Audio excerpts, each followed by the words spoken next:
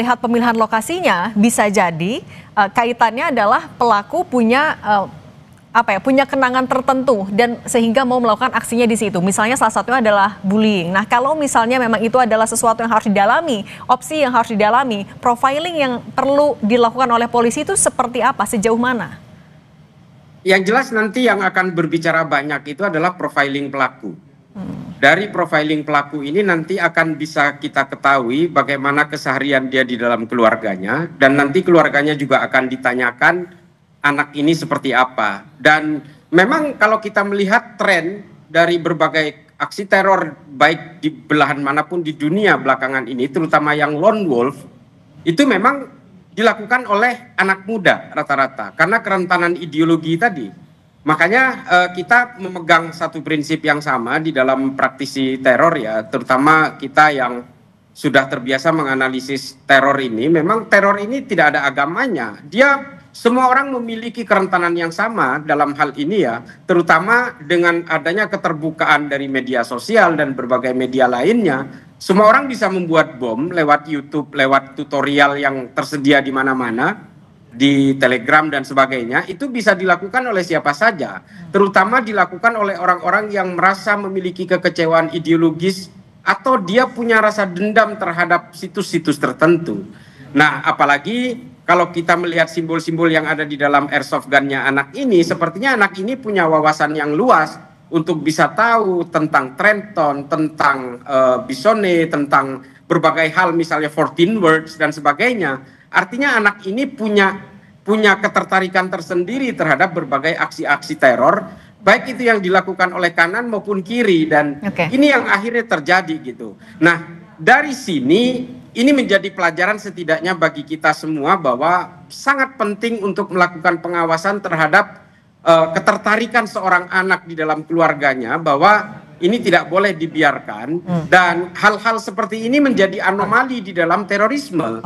Bisa jadi seorang anak yang mendapatkan pendidikan yang sangat serius di dalam keluarganya, tapi dia kemudian memilih ketertarikan yang salah, maka bisa saja dia kemudian menjadi orang-orang yang mau berbuat kekerasan seperti ini. Oke, saya ke Pak Anton dulu. Pak Anton, tapi kalau misalnya berbicara dari pengalaman juga, ketika ada aksi ledakan seperti ini, apa indikasi yang harus diwaspadai? Apakah ini hanyalah serangan tunggal, serangan satu kali, atau bisa jadi ada serangan lain yang juga direncanakan?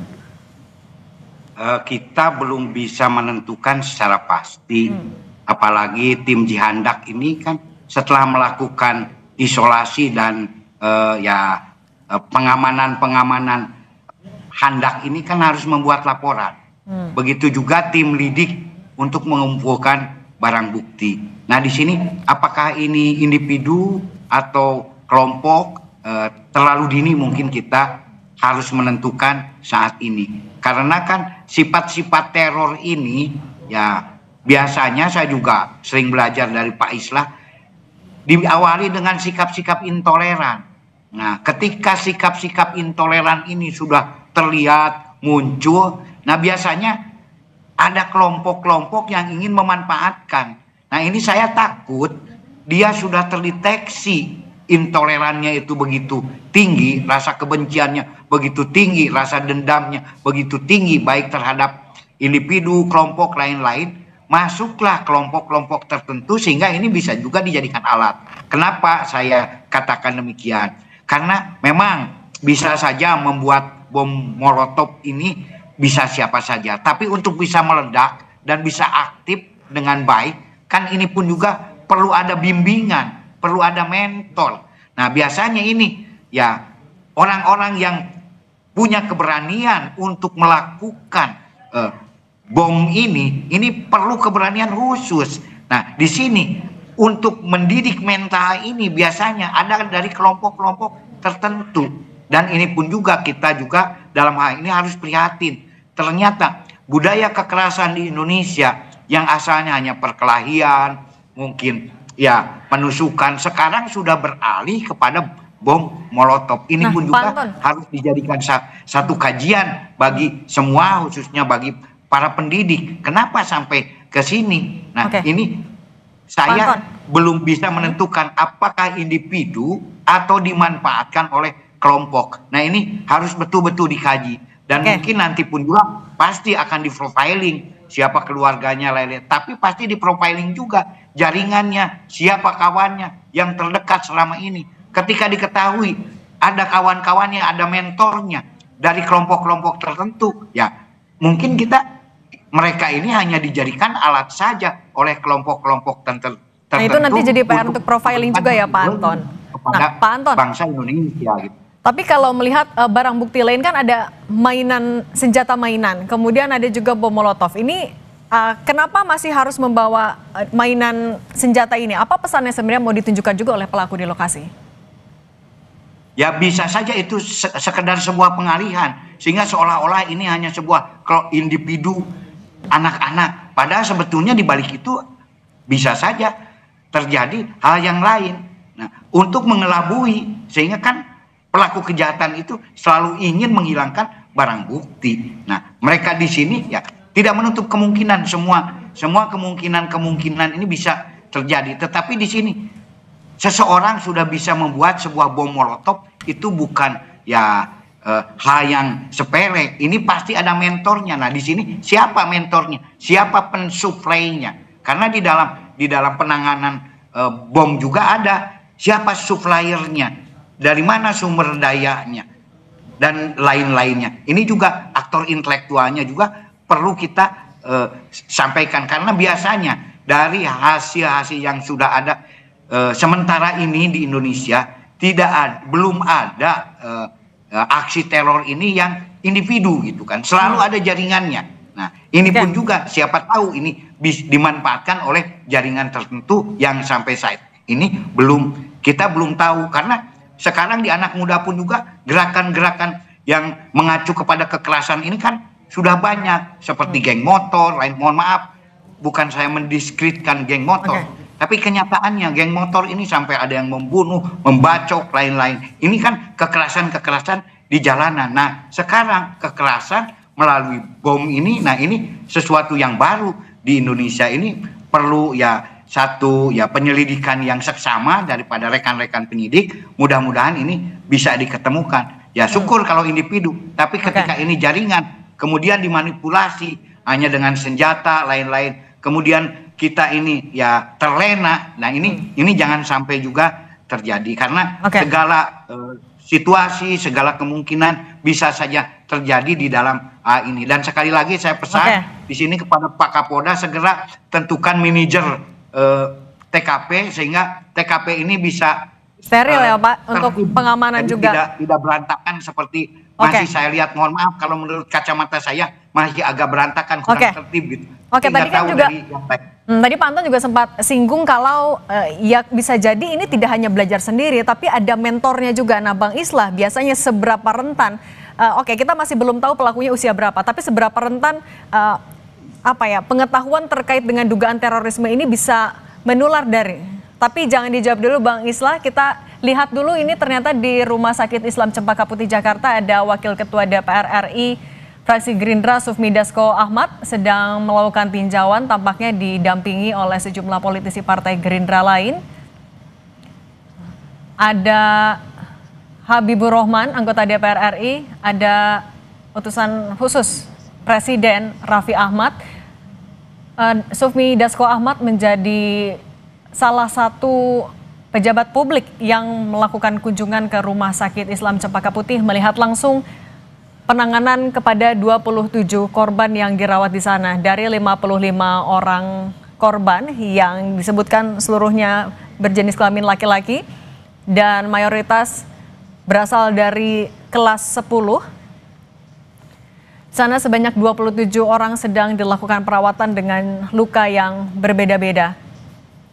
Sufmi Dasko Ahmad baru saja tiba didampingi oleh sejumlah politisi Partai Gerindra untuk melihat langsung seperti apa penanganan di sana. Kalau tadi Gubernur Jakarta Pramono Anung sudah menegaskan kalau seluruh pengobatan bagi 55 orang yang terluka menjadi korban ledakan di SMAN 72 Jakarta akan ditanggung oleh pemerintah Provinsi DKI Jakarta dimanapun seluruhnya dirawat. Di rumah sakit manapun itu akan menjadi tanggungan dari pemerintah Provinsi DKI Jakarta. Instruksi ini juga sudah disampaikan oleh Gubernur kepada Kadinkes Kadisdik, dan wali kota terkait. Saat ini setelah Gubernur Jakarta, Wakil Ketua DPR RI Sufmi Dasko Ahmad melakukan tinjauan. 27 korban yang dirawat di Rumah Sakit Islam Cempaka Putih sedang menjalani penanganan medis di instalasi gawat darurat. Penanganan disesuaikan dengan jenis luka yang mereka alami. Ledakan di SMAN 72 Jakarta terjadi pada siang tadi ketika masih dalam rangkaian ibadah sholat Jumat di masjid yang ada di dalam area SMAN 72 Jakarta. Saat ini di lokasi juga dilakukan pengamanan ketat untuk olah TKP. Sementara untuk di Rumah Sakit Islam Cempaka Putih, keluarga juga tadi dilaporkan oleh jurnalis Kompas TV menunggu dan mendampingi anak-anaknya korban sedang menjalani perawatan di instalasi gawat darurat.